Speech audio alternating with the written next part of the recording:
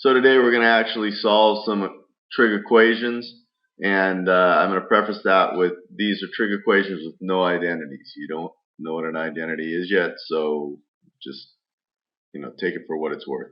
Let's just do an algebra problem real quick. If I have 2x equals 1 and I wanted to solve for x, I divide both sides by 2, correct? And get x equals a half. Well, now what we have is we have something like the sine of w is equal to a half, and we want to find the values of w between 0 and 2 pi that satisfy this. So in order to find the values of w, I have to isolate w. We know the only way to do that is actually take the inverse sign of the equation. So now we're asked where between 0 and 2 pi do I have a sine value of a half? Well, that would be here and here. And those values would be pi over 6 and 5 pi over 6. Done. So you'll see that what we're trying to do is get the sine, cosine, tangent, whatever value equal to some number, take the inverse of it, and then find that value on the unit circle. That's kind of the goal for the day. So we're going to do the same with the cotangent. Take the inverse cotangent of both sides, so w equals the inverse cotangent of -1.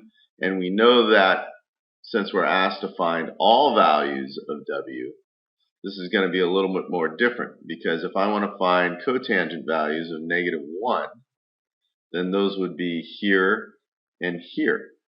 And not only here and here, since I'm asking for all values, it's just not between 0 and 2 pi, it's everywhere.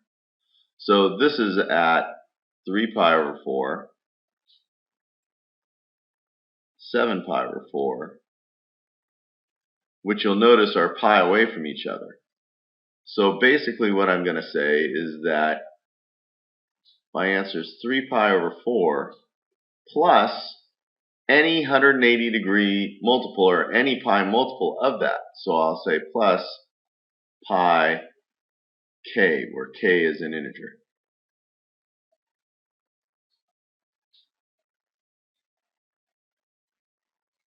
All right.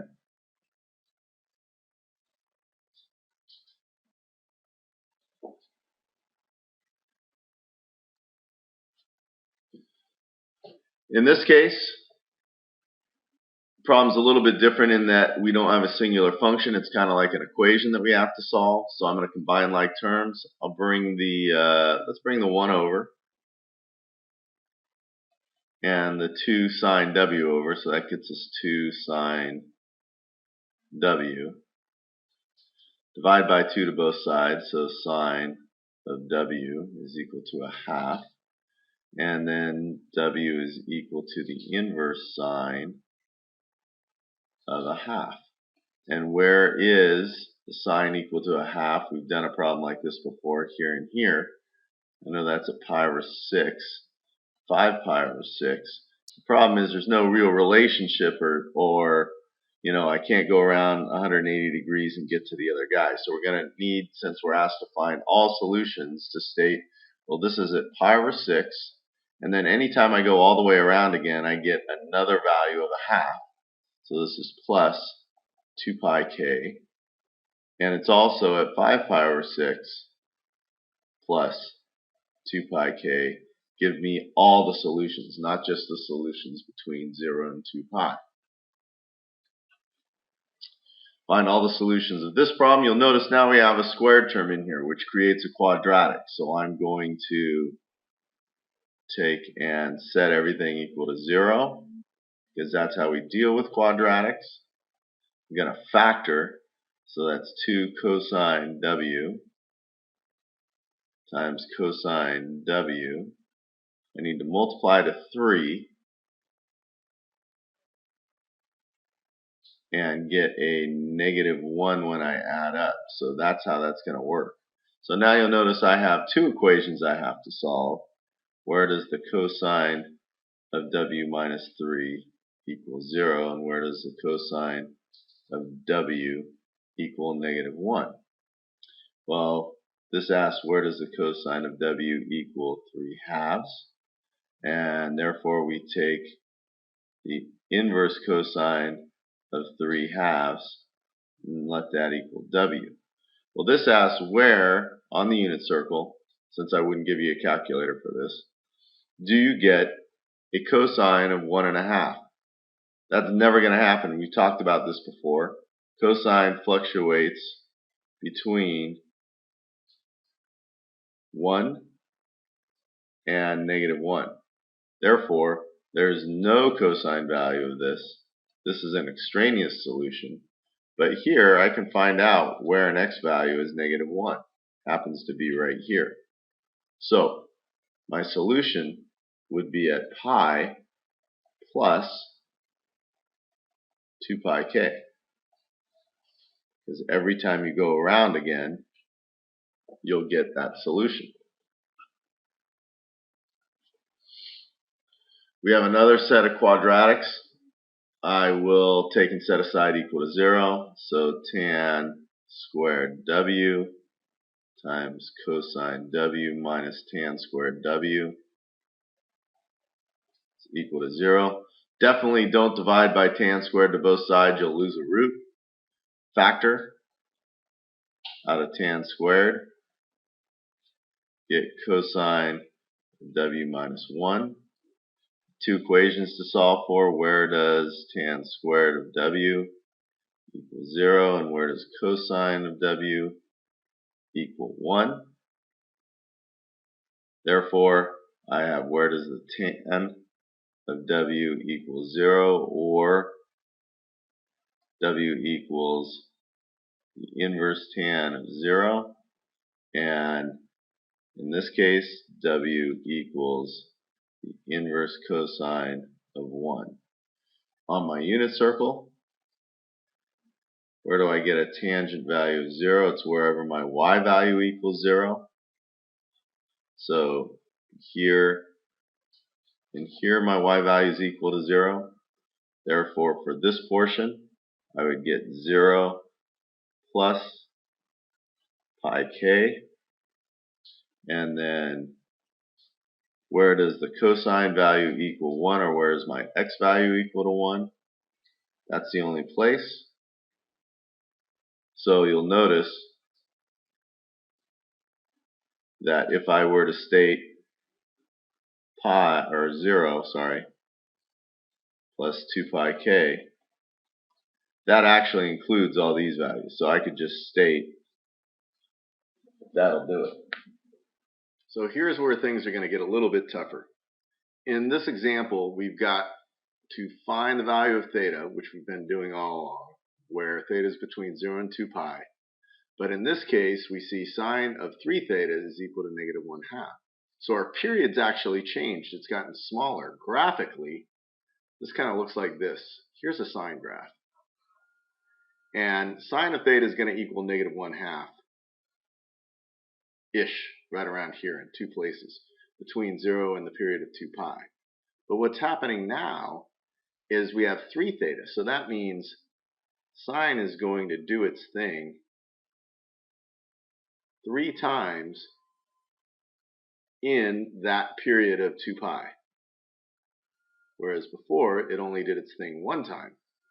So it will equal -1/2 6 different times in that same period. So how do we account for that?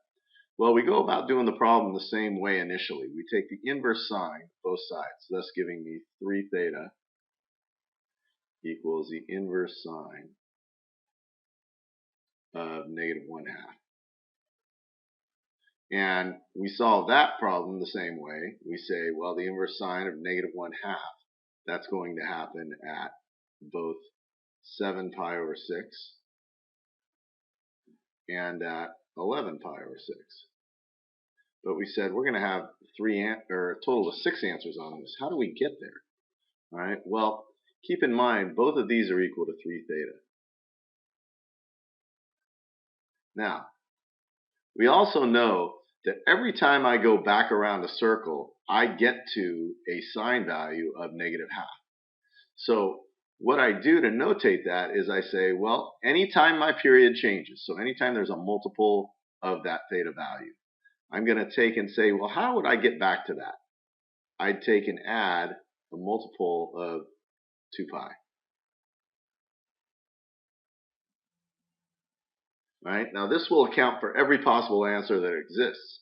But remember, I'm trying to solve for theta. So in order to solve for theta, I've got to take and divide by 3 to everything. So I have 7 pi over 18 plus 2 pi over 3n. And I have theta equaling 11 pi over 18 plus 2 pi over 3n. I'm going to convert both of these to 18ths. So I have 7 pi over 18 plus 12 pi over 18n and 11 pi over 18 plus 12 pi over 18n. So now I know when n equals 0, I have values of 7 pi over 8. But if I add 12 to 7, I get 19 pi over 8, which is a value between 0 and 2 pi. If I add 12 more, I get a total of 31 pi over 8, which is also a value less than 2 pi. If I add 12 more, I get 43 pi over 8, which in that case is over 2 pi, so I don't list that as an answer. So there's 3 of my solutions. Now I take theta equaling 11 pi over 8 and add 12 pi over 18 to that, and I get 23 pi over 18. I also have my original of 11 pi over 18, and then I add 12 more. 12 more added to this gives me a total of, in this case, 34 pi over 18.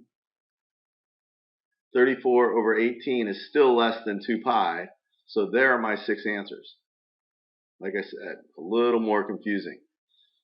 And even more confusing on top of that is the next example, where now we have a phase shift thrown in. Same type of problem. I'm going to take the inverse cosine of both sides. So I have 2w plus pi over 6 is equal to the inverse cosine of a half. I know the inverse cosine of a half. Where's the x value of a half? Here and here, right? We know that. So I know that 2w plus pi over 6 is equal to wherever this value is, which is pi over 3, and 2w plus pi over 6 is equal to this guy down here, which is 5 pi over 3. Now in this case, we have to get w by itself, so I'm going to subtract pi over 6. So this is 2 pi over 6 minus pi over 6. That's equal to 2w. Likewise over here, that's 2w is equal to 10 pi over 6 minus pi over 6. So what I have in this case is I have 2w is equal to pi over 6 and 2w is equal to 9 pi over 6. But as before, my periods changed. So what I have to do is I have to say, well, every time I go around again, I'm going to get back to that same point. So that's plus 2 pi n and plus 2 pi n. Now I divide by 2, so I get w is equal to pi over 12 plus pi n, and in this case w equals 9 pi over 12 plus pi n.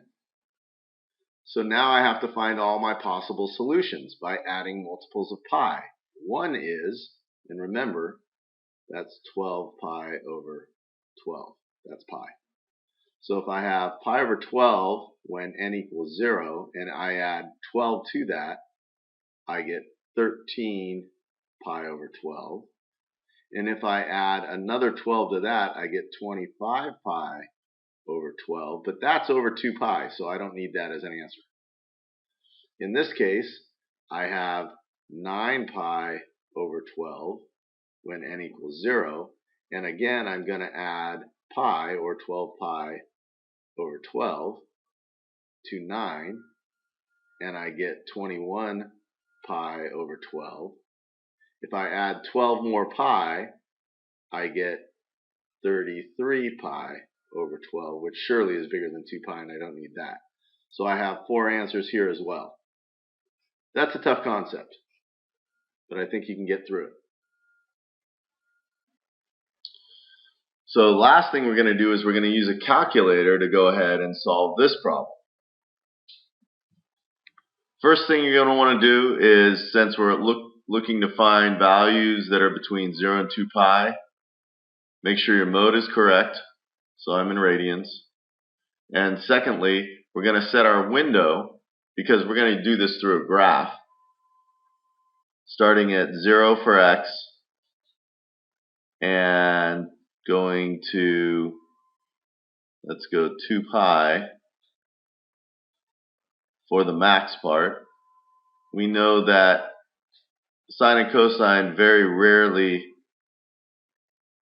move, even when adding and subtracting, move between 1 and -1. So we're going to go from -3 to 3.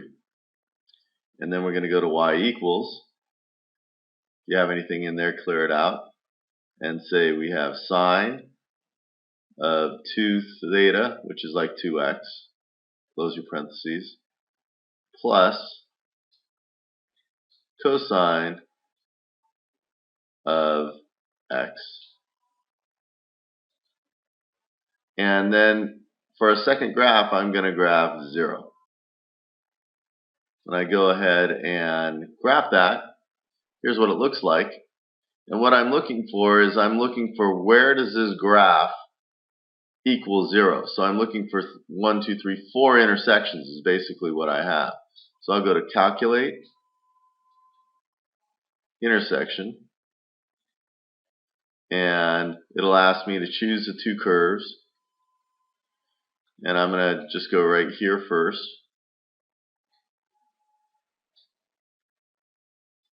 Let's do it again because it didn't come up. Calculate the intersect. 1, 2, 3. And I get an intersection of basically 1.57 radians. That's one place. I'll go back to my calculator, calculate the intersection again, move it over to the second intersection.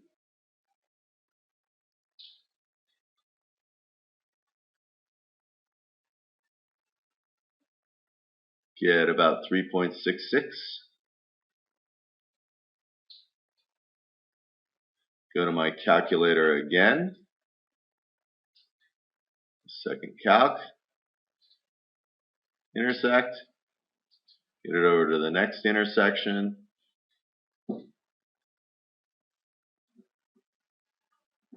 About 4.71.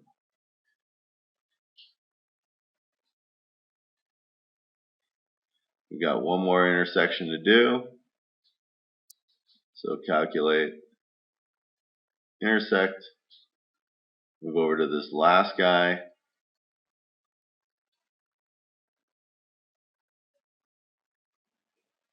And hit 5.76. And that's where all my values are, such that sine of 2w plus cosine of w is equal to 0. And again, I tell you I want you to use a calculator for something like that. And that's all we've got. Fill out your lesson summary and do my math lab. See you tomorrow.